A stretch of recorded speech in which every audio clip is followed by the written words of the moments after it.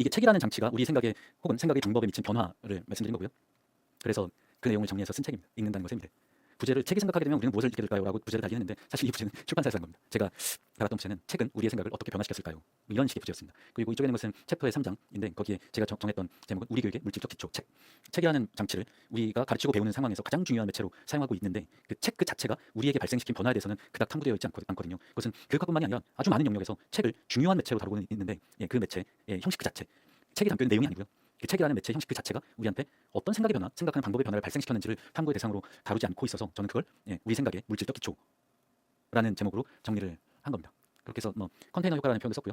그리고 읽는 방법은 역사적으로 특수하다. 그리고 목독에서 검색으로 읽는 방법의 역사를 쭉 아까는 이제 음독, 소리 읽기, 목독, 소리 내지 않고 읽기, 그 다음에 건너가는 방법은 검색해서 읽기 이런 식이었거든요. 그렇게 읽는 방법의 변화가 역사적으로 좀 다른 것 같다라고 정리한 거고, 그리고 줄글쓰기 형식이 사용된 경험, 제 경험 정리했고, 읽는다는 것에 현재 우리는 이렇게 읽고 있는 것 같다는 거고, 내용을 담는 디지털 컨테이너 형식 얘기하고, 그래서 맨 마지막에 우리 교육의 물질적 기초인 교과서는 우리의 교육을 어떻게 바꾸는가에 대해서 정리를 했습니다. 그리고 그 다음에는 뭐 미래의 책, 교육의 미래라는 컨셉으로 행성과 연결된 책이라는 챕터는 제가 여러분들한테 설명드렸던 행성단의 실시간 데이터가 책이랑 연결되는 미래에 대해서 전망하는 그런 내용으로 정리를 했습니다. 그래서 장치가 우리 생각을 변화시킨다고?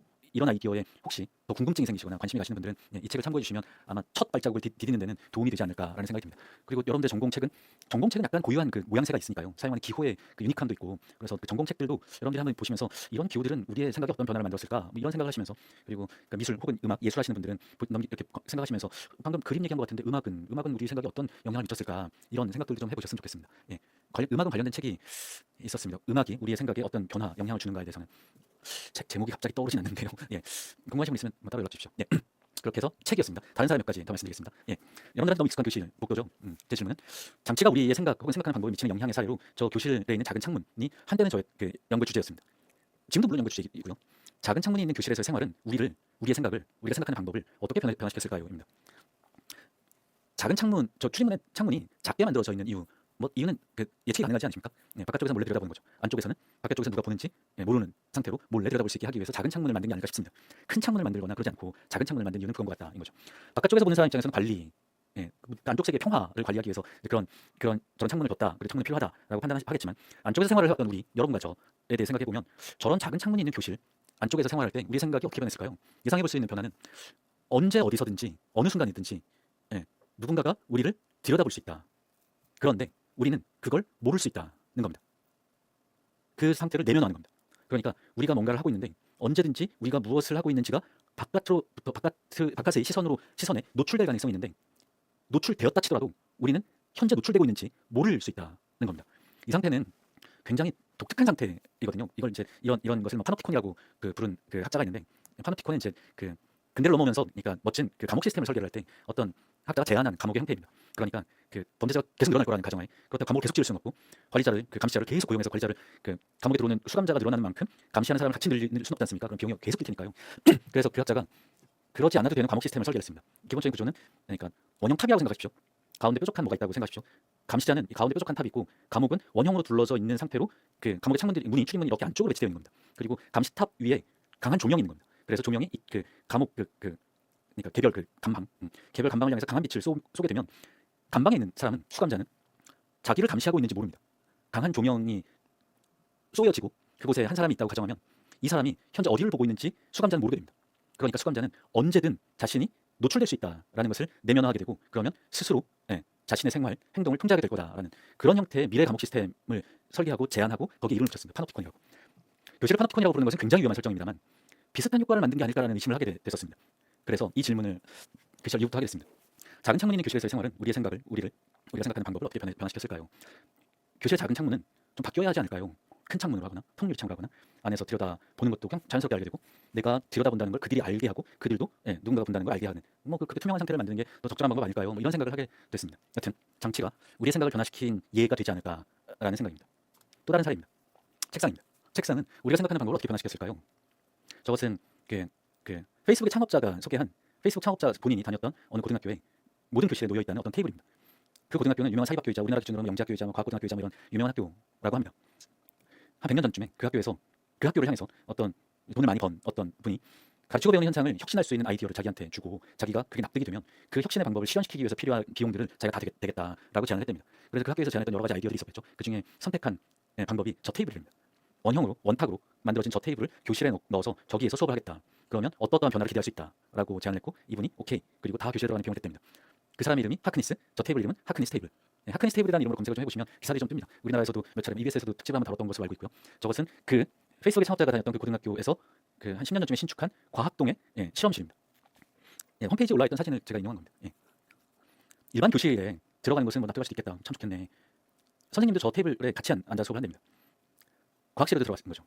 저 테이블에서 수업을 한 사람들의 인터뷰 기사도 인터뷰 내용도 이렇게 검색하시다 보면 발견하실 수 있습니다. 뭐 인터뷰 내용 중에 이런 내용들이 있습니다. 토론을 하게 되는데 교사는 어떤 다른 포지션에 있고 학생들이 그렇게 토론하는 게 아니고 교사가 학생들과 함께 그 자리에서 토론을 하는, 그리고 토론 주제는 사전에 당연히 공지되고, 그렇게 해서 저 테이블에서 토론 수업을 하면 반드시 해야 되는 것이 됩니다.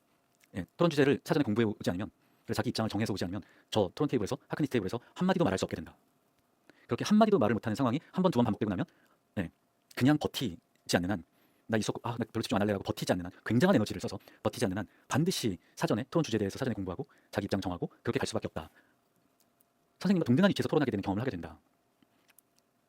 다른 친구들이 하는 얘기를 꼼꼼히 듣지 않으면, 그러니까 좀 이상한 표현인데 헛소리를 하게 된다. 그러면 이제 약간 이상한 놈 취급을 당하겠죠. 다른 사람이 하는 말 왜 듣지 않고 말하십니까? 와 같은 대꾸를 듣게 되고, 그러니까 다른 사람의 말을, 다른 동료 학생의 말을 꼼꼼히 들을 수밖에 없고, 그 내용에 기초해서 자기 입장을 드러낼 수밖에 없고, 그 입장을 드러내기 위해서는 배경 지식을 학습하고 올 수밖에 없고, 이런 경험을 제공을 한다고 합니다. 장치를 바꾸면 가르치고 배우는 현상에 변화가 발생할까요? 저는 장치를 바꾸면 변화를 발생시킬 수 있다고 믿는 편에 속합니다. 물론 가설이고 여러 연구와 실험을 통해서 증명을 하면 좋겠지만 뭐 아직까지 그럴 그 연구 상황을 경험하지 못했고요. 하지만 여전히 그래서 가설입니다. 그래서 그 가설을 여러분들한테 말씀드리고, 아이디어를 말씀드리고, 이 질문을 말씀드리고 공유해보려는 시도라고 생각해 주십시오. 행성단위 실시간 데이터를 읽는 경험은 우리의 생각을 어떻게 변화시키는가에 대해서 다른 수업에서 학생들한테 질문한 적이 있습니다. 행성단위 실시간 데이터 저 웹사이트를 한 학기 중에 한 반 정도를 사용하게 하고, 그리고 과제를 이런 형태로 준 겁니다. 우리의 생각에 무엇이 바뀔까요? 책을 읽으면, 줄글 쓰기 형태 책을 읽으면 우리 생각이 바뀌는 것 같습니다. 책상을 바꾸면 바뀌는 것 같습니다. 또 어떨 때는 현미경을 바꾸면 바뀌는 것 같습니다. 교실 출문을 바꾸면 바뀌는 것 같습니다. 이런 얘기들을 쭉 해드리고 난 다음에 실시간 데이터를 계속해서 읽으면서 하면 우리의 생각은 어떻게 바뀔까요? 여러분들의 반 학기 정도의 경험에 기초해서 얘기를 좀 해주세요라고 이제 리포트를 주세요라고 과제를 줬고, 몇 가지 아이디어를, 그 보고서에서 나왔던 몇 가지 아이디어를 정리해서 말씀드리면, 일단은 생각하거나 세상을 바라보는 관점이 확장되는 경험을 했다. 실제로 일단 세상을 바라보는 관점 자체가 넓어졌다. 내가 행성단위로 생각을 하더라. 아, 우리나라 쪽에서 왔던 태풍에만 관심이 있었는데 필리핀을 향해서 왔던 태풍에도 관심이 가더라. 뉴스에서 간혹 나오는 저쪽에 플로리다 아래쪽에서 발생한 태풍은 뭐 그런 일이 있었나 보네 수준이었는데, 어느 순간부터 플로리다에서 태풍이, 뭐 거기서 다른 이름으로 부릅니다만 뭐 태풍이라고 하겠습니다. 플로리다에서 발생한 태풍이 나의 관심의 대상이 되고 있더라. 그러니까 생각의 대상이 행성단위로 확장되는 경험을 나는 실제로 했다. 두 번째는 제안이었는데요. 빅데이터를 사용할 때는 가르치는 사람이 주제를 던져주지 않는 게 좋을 것 같다. 그러면 학생이 스스로 찾아보는 경험을 하게 되고, 그러면 교육학에 늘 집중했던 학습자의 주도성을 확보하게 하고, 주도성을 확보한 상태에서 실제로 주도하게 하고, 그리고 주도하는 방법과 태도를 내면화하거나 주도하는 능력을 키워주는 것이 굉장히 중요한 학습 목표가 되고 하는데, 교육의 목표가 되고 하는데, 이런 형태의 빅데이터는 그 효과를 잘 발생시키는 것 같다. 사용법도 간단하니 그냥 아이디 들어가서 자기가 관심이 가는 데이터, 관심이 가는 현상, 관심이 가는 위치, 이런 것들을 알아서 찾아보고 있더라 내가. 그래서 제안을 저렇게 합니다. 교사가 주제를 던져주지 말고, 주제를 제안해서 주지 말고 학생 스스로 활용할 수 있는 방안을 생각해 볼 수 있도록 하는 게 좋을 것 같고, 만약에 그렇게 되면 이러이러한 학습자 능력이 자연스럽게 발달하는 것 같다. 그래서 주어진 데이터만을 받아들이는 것이 아니라, 뭐 과학이나 대부분 일단 과학이나 사회 쪽에서 나오는 이제 교과서에 담겨 있는 것은 현상을 특정하게 표준화시킨 데이터를 주고 해석해봐라, 뭐 이런 식의 수업이 일반적으로 발생하는데, 주어진 데이터만을 받아들이는 것이 아니라 여러 데이터를 연결하거나 데이터를 해석하는, 그리고 자신의 질문에 대한 해답을 찾아내는 과정에서 데이터를 참고하는, 데이터에 근거해서 자기 입장을 디펜스하는 이런 경험을 내가 자연스럽게 하고 있더라. 그래서 조금 더 능동적이고 자기 주도적인 학습이 가능한 조건인 것 같으니 처음부터 그렇게 하는 게 좋을 것 같다. 그냥 아이들한테 내맡겨놓는 것. 그러면 학생들이 알아서 하게 되는 것 같더라. 그렇게 내 생각이 그렇게 그냥 변하더라. 반학기 정도밖에 사용하지 않았지만 내 생각이 그렇게 변한 것 같더라라고 나름 증언을 해준 겁니다. 세 번째는 이제 과학교육을 하는 학생이었습니다. 과학교육에, 그러니까 예비교사, 예비과학교사라고 분류될 수 있는 그런 학생이었는데, 과학교육은 결과를 학습하는 활동이 아니라 탐구의 방법과 과정 그 자체를 경험하는 것이 과학교육의 핵심이다라는 얘기를 교과서에서 계속 듣고 있었는데, 이건 그냥 그 교과서에 나오는 바로 그 자체더라인 겁니다. 계속 뭔가를 보는 거죠. 계속 찾아보고 일을 올려보고 날짜를 바꿔보고 연도를 바꿔보고 위치를 바꿔보고 데이터를 바꿔보고 현상을 바꿔보고, 그리고 데이터를 몇 개 함께 보면서 아, 이게 이것의 원인인가? 이런 것들을 궁리를 하는 거죠. 그렇게 그냥 탐구의 과정과 그 과정 그 자체더라.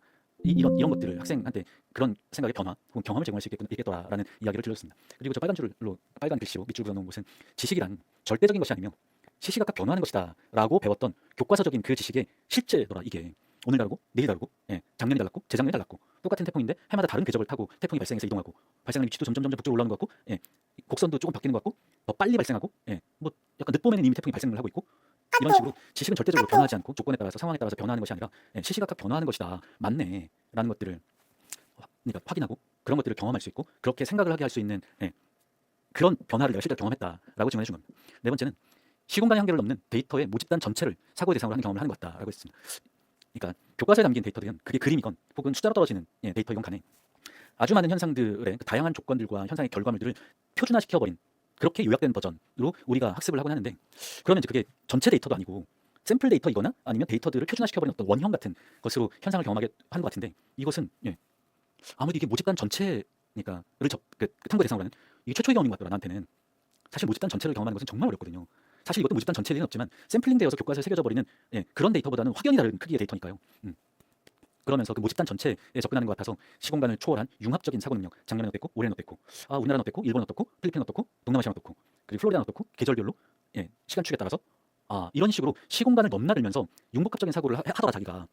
그리고 각계의 현상들이 하나로 연결된 거대한 하나 현상으로 볼 수 있게 된 것 같더라. 이게 우리나라 쪽에서 발생하는 태풍과 플로리다 쪽에서 발생하는 태풍이 이게 연결된 게 아닐까 하는 생각이 들더라.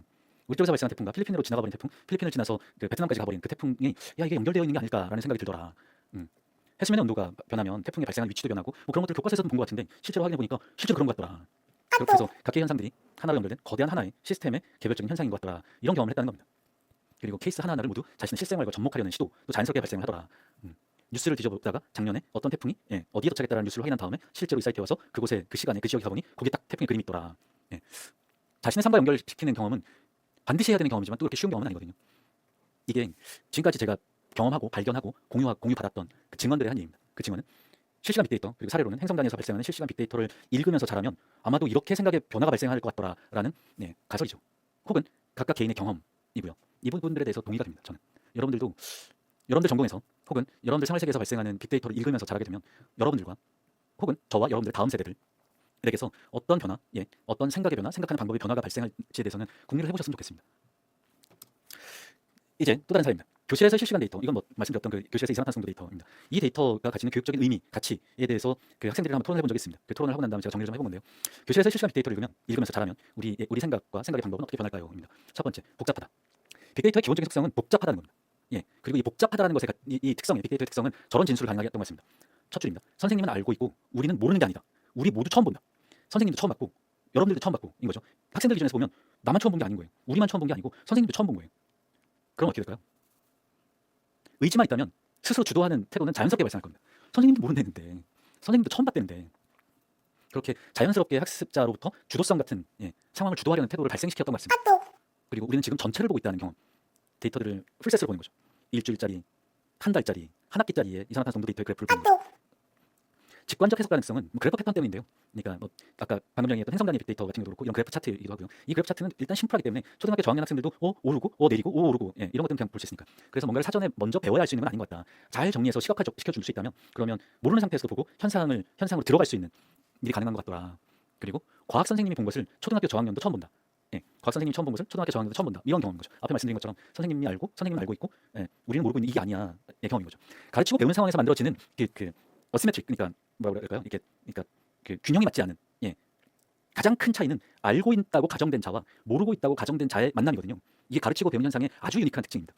가르치는 주체라고 제가 쓰는 이 단어는 배우는 측에서 보면 알고 있다고 가정된 사람입니다.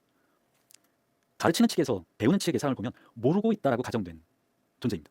금방 이해되시죠? 이렇게 해서 알고 있다와 모르고 있다로 만들어지는 두 개의 기울어진 상황이 가르치고 배우는 상황인데 선생님은 알고 있고 우리가 모르고 있는 게 아니라 선생님도 모르고 우리도 몰라. 지금 이거 완전 땡큐야. 우리가 마음대로 하면 돼. 이런 상황이 발생하곤 합니다. 사용자 중심성, 이건 우리 이야기다라고 생각합니다. 저는 교실 얘기할 때도 말씀드렸지만 이 교실에서 발생하는 데이터는 유일하게 한 그룹만이 해석할 수 있습니다. 그 교실에서 생활하는 학생들. 당연하죠. 그 교실에서 무슨 일이 있었는지 거기 있는 학생들만 알지 다른 누가 알겠어요. 이런 식으로 이건 우리의 이야기다라고 받아들이는 순간 태도가 바뀝니다. 이거 우리가 해석하면 돼. 유일하게 우리가 해석할 수밖에 없잖아. 그래 우리가 해석하면 돼. 이런 식의 태도가 자연스럽게 발생했던 것 같습니다. 이 문제를 해결하는 방법은 찾은 건가? 라고 종종 물어봅니다. 저를 향해서. 교실에 이산화탄소 농도 문제를 해결하는 방법을 찾으셨나요? 라고 물어보면 제가 꼭 얘기를 하거든요. 못 찾았거든요. 여러 가지 시나리오들과 가설적인 그 방법이 있지만 선택 가능한 몇 가지 방법이 있지만 그것을 근본적으로 해결할 수는 없습니다. 지금까지 이걸 선택하면 이런 문제가 생기고 저런 걸 선택하면 저런 문제가 생기고 뭐 이런 식으로요. 그렇게 되면 학생들 중에 일부 막 심장이 두근거렸던 친구들이거나 약간 기본적으로 뜨거운 친구들, 이런 친구들은 바로 훅 들어옵니다. 그래 이건 우리 문제고 이걸 해석할 수 있는 것은 유일하게 우리고 그러면 우리가 방법을 찾아보자고 라고요. 이게 교실에서 발생하는 실시간 빅데이터 이산화탄소라는 것을 계속 읽으면 학생들한테 발생했던 변화의 예들입니다. 네 번째는 실시간성을 경험할 수 있는 것도 그렇게 쉽지는 않습니다. 뭔 일이 벌어지면 바로 데이터가 바뀝니다. 그러면 아이들이 어떤 일을 하냐면요. 실험을 실제로 합니다. 얘들아 창녀 이런 식으로. 그럼 데이터가 쭉 떨어지는 게 보입니다. 닫아봐 빨리 닫아. 그럼 다시 오릅니다. 이런 식의 실제로 그러니까 뭔가 조작하는 경험, 어떤 설계를 하고 그 설계된 것을 구현하고 구현의 결과가 바로 데이터로 확인되고 그 데이터를 보고서 다시 적용하고 야 창문 반만 열어 이런 식으로요. 야, 맞바람 치는 게 중요하대. 이쪽 창문과 저쪽 창문 열어. 이런 식으로요. 야, 반만 나가. 이런 식으로요. 아주 구체적으로 실험하려고 하고 실험한 뒤에 현상을 확인하려고 하고 그 확인된 현상을 데이터로 확인하고 데이터를 해석한 뒤에 다시 재설계하고 이런 일들을 아주 자연스럽게 하게 됩니다. 그게 실시간성의 가치라는 생각이 듭니다. 다섯 번째는 계산 가능성. 이것도 한번 말씀드렸지 않습니까? 전에 말씀드렸던 미분 방정식 얘기를 간단히 주면 중학생 아이들도 물어봅니다. 미분 방정식 설명 조금만 더 해주세요. 라고요. 가장 놀라웠던 것은 학부모님들을 대상으로 한 200명 정도의 특강을 하는 자리에서 이 설명을 했습니다. 미분 방정식에 대해서. 그러고 난 다음에 그분한테 물어봤습니다. 미분 방정식이 좀 이해가 되십니까? 라고요. 그랬더니 몇 분 학부모님들이 조금 이해가 된다고. 이거 조금만 더 설명해 주면 안 되냐고. 이런 식으로. 그러니까 그런 것도 되게 독특한 얘기인 것 같습니다.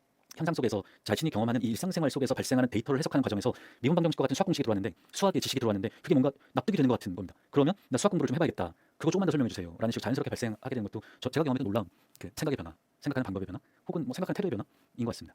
그리고 이런 데이터들 속에서 의미를 찾아내는 걸 인공지능이 하는 거라고처럼 그 다음 턴으로 넘어가는 그런 자연스럽게 이걸 뭐 평생 학습이라고 굳이 부를 필요 없이 배우려고 하는 욕구, 욕망 굳이 그렇게 부를 필요도 없이 이런 현상들이 이런 생각의 변화들이 자연스럽게 발생하는 경험을 지금까지 뭐 한 얼추 10년 가까이 해오고 있는 것 같습니다. 여러분들도 여러분들이 생각하시는 데이터 혹은 현상 그것을 데이터로 탐구하는 과정에서 어떤 생각의 변화가 발생할까 본인에게서 발생하는 변화를 스스로 탐구의 대상이 되도록 탐구의 대상으로 다뤄보셨으면 하는 생각이 듭니다. 이제 마지막 제안입니다. 제가 저는 이걸 노란책이라고 부르는데요. 아까 빅데이터 읽는다는 것의 대상은 까만 책이고요. 이것은 노란책. 이 노란책을 쓸 때 이런 생각을 많이 했습니다. 방금 아래쪽에 적은 것처럼 장치를 바꿔서 교육을 바꿔보자. 그리고 장치를 바꾸면 교육의 일부가 바뀌지 않을까요? 라는 아이디어는 방금 쭉 제가 말씀드렸던 것 같고요. 실제로 저는 장치를 바꾸면 교육이 바뀔 가능성이 있다라고 믿는 편에 속합니다. 그렇게 해서 이 노란책의 제목 부제는 장치의 교육학을 위한 실험입니다. 그리고 이 장치의 교육학은 저 빨간색 화살표에 집중을 하는 시도라고 생각합니다. 여러분들이 제가 이번 영상에서 말씀드렸던 이런 장치를 사용하니까 이런 변화, 이런 생각의 변화가 발생하는 것 같네. 이런 출입문, 이런 책상을 통하면 이런 식의 변화가 발생하는 것 같네. 그리고 이런 식의 빅데이터, 교실 내에서의 실시간 빅데이터, 이산화탄소 농도 데이터, 이런 식의 실시간 빅데이터의 장치, 실시간 빅데이터를 읽으면 이런 식의 생각의 변화가 발생하는 것 같네. 아주 자연스럽게. 만약에 이 생각의 변화가 교육적으로 추구하는 방향과 방향이 크게 다르지 않다면, 얼추 방향이 비슷하다면 저는 그 장치의 위치에 실시간 빅데이터를 놓아야 한다라고 생각을 하는 겁니다. 실시간 빅데이터 위치는 그곳이다.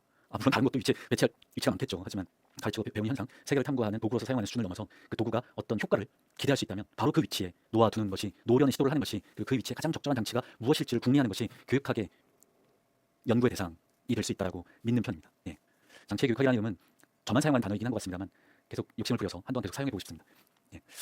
이것으로 오늘 영상에서 여러분들한테 공유해드리고 싶었던 저의 아이디어, 저의 생각, 그리고 저의 어떤 단어들, 그리고 제가 지금까지 경험했던 현상들에 대한 말씀을 마치겠습니다.